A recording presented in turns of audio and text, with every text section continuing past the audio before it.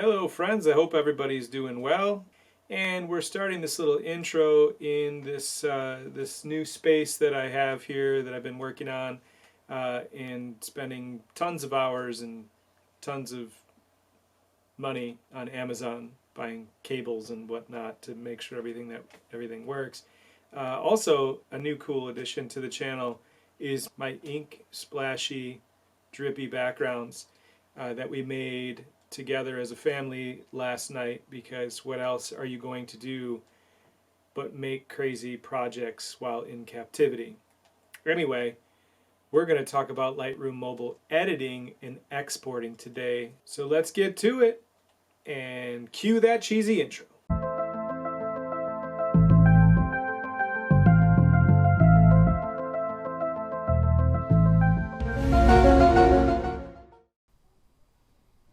All right, everybody, so we are in Lightroom now, and we've taken some photos that we now have the opportunity to edit using the editing tools that come for free with Lightroom. So here's where the fun part starts. We took our picture in our original demonstration of Bob Ross here, so you can see that I've selected that one as the one that I was going to edit. And it was shot as a digital negative or a RAW file. So I think what we'll do is we will start in the back. So we're going to scroll over to the side here, and we're going to go into this little thing here that says Profiles. And Profiles basically just give you a starting point. So you can go to Adobe Monochrome, you've got Landscape, you've got Portrait, and you see it slightly changes the color tones in the image. Adobe Vivid, it changes a little bit of the shadow and highlight detail. It doesn't do anything really significant. This is just giving us a starting point. So for this particular one, I'm going to use Adobe Vivid. The photo was taken indoors. It's going to saturate the colors a little bit and increase the contrast a tiny bit. The little tools that you see with a blue star, these are for Creative Cloud members, or you can pay a monthly fee to have access to those tools. So healing and selective adjustments are not available. Those are really powerful tools and they're very useful. It's just a matter of if you're paying that monthly membership or not. And you can see here that I'm doing this without assuming that none of us are paying $7 a month for the Pro tools. The next step after you go and get your starting point is to go into your crop tool. And you can see here that we have the ability to straighten the image a little bit better. You can go ahead and straighten it. You could rotate it left, rotate it right. You could flip it, so we could see what it looks like in the upside down and the other way around.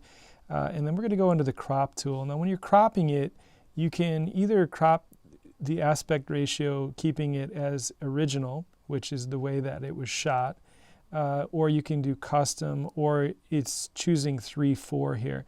If you wanted to post this on social media like Instagram, they use a square crop. So if you already know the intent of the photograph is to post it online on Instagram, then you might as well crop it as a square. That's a pretty common way to share photos. So I'm going to go ahead and choose the crop, and you can double drag with your two fingers to zoom in to crop a little bit tighter, or you could zoom out to go a little bit further away, and obviously you can move it up and down. These little tic-tac-toe boxes that we're seeing here in the screen are actually tools, compositional tools, that allow you to use something called the rule of thirds. What the rule of thirds states is that your center of interest should be in one of these four intersections of the tic-tac-toe boxes. You shouldn't have your center of interest in the very center box or one of the other boxes. It's just a compositional tool that creates balance in your images, and it's a handy little thing to be able to check. You don't have to adhere to that rule 100% all the time, but it is a good place to start when we're looking for solid composition. When you're done, you go ahead and click the little checkbox in the lower right corner, and that finishes your cropping and straightening and rotation. We're now going to work our way to the left here, and looking at optics. If we click on optics, we have this little thing that automatically is set to enable lens correction. And what lens correction does is it takes the distortion that's created from your camera lens being a circle and changing it into a square format. So what happens is because our lens is a circle, it distorts the perspective slightly.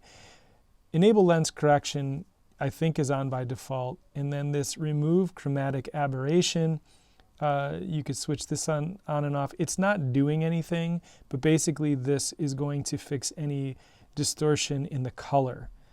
So you can switch that on or off. It isn't going to matter for this one. I think that has more of an effect when you're outdoors.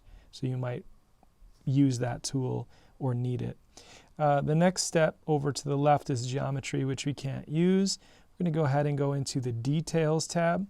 Now generally with detail, we want to sharpen the photo for output or sharpen it for export.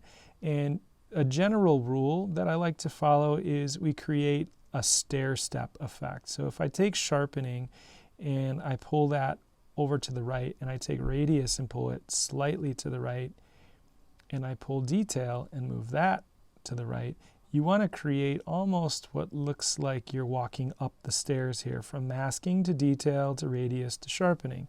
So if we can create that diagonal little movement there, that I found is a pretty good place to, again, start. You can deviate from that and change it however it works for your particular image. Maybe you have an image that you want to be really soft and you don't want sharpening.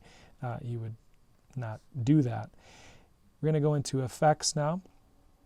So we have this really cool ability here to do something called split toning. We're going to get back to that. We're going to go ahead and drag texture. What texture is doing is it's actually enhancing the sharpness in the edge detail. So it's increasing the texture, or you can decrease the texture, and that's going to soften it. Now, if I was doing a portrait of a real person, not a toy bobblehead Bob Ross, I might want to decrease texture because texture isn't super nice. You don't really want to look at that in people's faces. You want to sort of like play that down, decrease it. But for this, I want to increase it because I want that nice sharp light that's going on there. Clarity is similar. It seems that some of these tools do a little bit more of an extreme version than the other one. So texture is really trying to stay away from the color in the image, but clarity is going to really mess with that. So if I jack that up, you can see that it gets really punchy. If I go down the other way, again, it's going to have a softening effect. So depending on what you're trying to do, you can play around with clarity. Dehaze. Haze is something that happens outside in the atmosphere. If you turn this up, it will cut through that haze. If you turn it down, it will kind of add to it. And you can see the haze that I'm experiencing here in the shirt area and on the painting is actually the light getting kind of blown out there. I'm kind of scrubbing that back and forth so you can see what happens. For this particular image, I think I want to actually go toward the left instead of the right because I can see a little bit more of the detail in that area. All right, so for vignette, a vignette, if I drag to the right, it adds this sort of like spotlight effect, which looks really, I think, kind of dumb. So if we're going to do this, we want to 99% of the time we're going to go to the left, and what you can see is it's helping focus our attention on the center of the photo by darkening the edges. And the more extreme I do this, it almost looks like we're looking through a keyhole or something at Bob Ross. So I want to go somewhere around here where it darkens those edges, but not too much. The midpoint and the feather and the roundness and the highlights don't really do much from my experience. Grain is something that you can increase the graininess of a photo if you want it to look a little bit more vintage. And then the size and roughness of said grain, you can play around with those settings as much as you want. Okay. We're going to go ahead and go back up now to where it says split toning. And what split toning is, it's kind of fun to play around with this. You can choose a color for your highlights and you can choose a color for your shadows. So you can do some pretty remarkable changes here. You can see if I make my highlights a different color, what that's doing to the overall image. So you can add a little bit of this, or you can really punch it up. Okay, so if I go ahead and split tone this, that's where the term split toning comes from, is because you're taking two colors and you're dividing them to address the highlights and the shadows. So if I go for like a bluish highlight and then I go for like a really warm shadow, you can see here how things are starting to get a little bit crazy, right? This is, you'd consider this a special effect. So it doesn't work all the time. It doesn't always have to be super extreme like that. But it's something to at least mess around with, because you can do some pretty cool, interesting stuff. I'm going to see if I can get rid of that. So going all the way back down into the bottom left corner of both of those is going to eliminate that for this Bob Ross photo. I don't know if I really want to play around with split toning that much. Going into the color slider, you can see what your image would look like in black and white, and you can also see what your image would look like in color by scrolling through that. The temperature, so you can warm the photo and you can cool the photo. It takes a second for it to process that, so be patient. If you do something and you get a little spinning wheel, don't think, oh, it's broken, I'm just going to go ahead and move this thing around endlessly. So the color temperature, daylight is closer to 5,000 Kelvin, and indoor lighting, tungsten lighting, is a lower number, which goes over the other way. The tint is going to affect if we have more green or more magenta. So the temperature is a warm, cool. The tint is a green magenta slider. So you can, what I like to do with this is I go too far in one direction and then I kind of back it off a little bit. If I like what it's doing but it's too much, I'll overdo it and then just back it off slightly. So I've gone a little bit more magenta with this. Vibrance and saturation. Saturation is just going to really pop the color, or it's going to make your image look like it's partially colored, or if you take it all the way down, it goes all the way to black and white. And what the Vibrance slider does, so you can play around with that. What the Vibrance slider does, by the way, if you double tap one of these circles, one of these adjustments, it'll go back to the default. It'll go back to 0. So if I take Vibrance down, you see even if I go all the way down toward -100, there's still some color in there. And if I go all the way up, it doesn't get as crazy as the saturation. So what Vibrance is doing is it's focusing on trying to enhance the color, but it's avoiding flesh tones, because when you have a portrait and you jack up the saturation, people start to look like Oompa Loompas from Willy Wonka, and that's generally not a good thing unless that's what you're going for. So I'm going to go ahead and turn up the Vibrance. I'm going to also turn up the saturation a little bit, and we've got some nice bright saturated colors in the image. Then we're going to go over to light. In light, I don't like to use curves. Some people like to use curves. That's what that little thing is there. I would probably recommend that you stay away from that. Exposure is going to either expose your image more or less than you did. So this I wouldn't go too far in any one direction, because it's really, if you wanted to expose it more or less, you should have done that in the shooting portion, because you already have an idea of what you're getting. So exposure, I would not really mess with that too much. I'm increasing this by half a stop, and that's quite a bit. Okay, the next one that we have here is contrast. So contrast is the difference between your dark and light tones in an image. In some cases, turning the contrast down works. In some cases, turning the contrast up works. I would probably save that one for a little bit down the road. We're going to go down to where it says highlights. Now, generally, with highlights, what we want to do is we want to turn these down. Okay?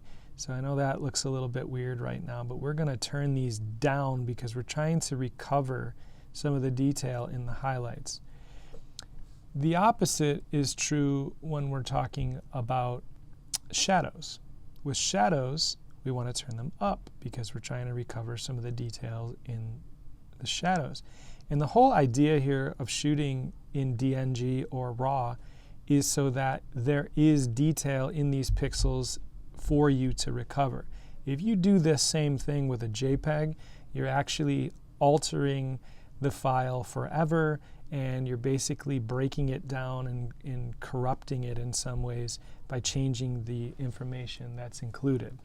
With a DNG file, it always saves that original negative, so we can go back to the original Bob Ross shot that was a DNG, and we can change it a different way. So we can make a color version of this, a black and white version, a really saturated version, a not saturated version. So you can make all these variations on that single negative. And you can do that endlessly. So we're going to turn the highlights down. We're going to turn the shadows up to recover some of the detail. And then what we're going to do is we're going to give the whites a little more strength. So we bring the whites up. The whites are up, and we're going to bring the blacks down. So it's giving you nice, really rich, saturated blacks, really nice, bright whites, but then it's recovering the detail in the shadows and recovering the detail in the highlights. So by doing that and kind of working back and forth with and against these things, because if you look, shadows and blacks might seem like the same thing, highlights and whites might seem like the same thing. We want to downplay the highlights, we want to turn up the shadows, then we want to turn up the whites and turn down the blacks. And that's a little bit confusing, so that's a thing you might have to refer back to as you're working your way through the editing process. And we've run out of room here, so we're going to go ahead and slide over. We don't want to do any kind of auto-correcting. I think that is something that we should just stay away from. And if we go into presets, that's another place where you can kind of go to give yourself a starting point. So you don't really need these two all the way to the left. And you can work left to right, you can work right to left, it doesn't really matter. The way that I just showed you is working right to left. Okay, so that is basically it in terms of the editing. And the next thing that you would do is you would go ahead and click on the little export or sharing symbol here. And what you can do is you can export to your camera roll. You can export to your files. And down here at the bottom, this is important because you can export it as a different file type. So for those of you that are a little bit more advanced and you have some experience with photography and you wanted to do further editing of this, or maybe you wanted to export this and save it as a DNG that you can further edit in Lightroom on a desktop computer, you could export it as a DNG. By default, it's set to JPEG. Image quality, you should probably change to 100%. There's really no reason to change it to 80% and shrink that file down. Dimensions, largest available dimensions, or small. So it's giving you, again, some ways of compressing it. If you go into more options, we can include metadata, which basically says what you did to it. Camera and camera raw info is all in there. And then file naming, you can rename it with a custom name. Output sharpening is a thing. If you're going to just share it on the internet, you would choose screen. If you were going to share it or print it, you would use matte or glossy paper. We're not really concerned with that because we can't print anything right now. A watermark would be something that is your proof that it's your work, so you can include that and it would put your name on there, which is a way that you can protect your artwork, your images, when you put them out there on the internet. So we're going to go ahead and click check, and it's going to share the photo. All right, so that is essentially how you edit and how you export your photos using Lightroom. Thanks for watching. There's a little button that they put on the laptop or something, and then they say click it, and then you can never even miss a video. That's if you subscribe.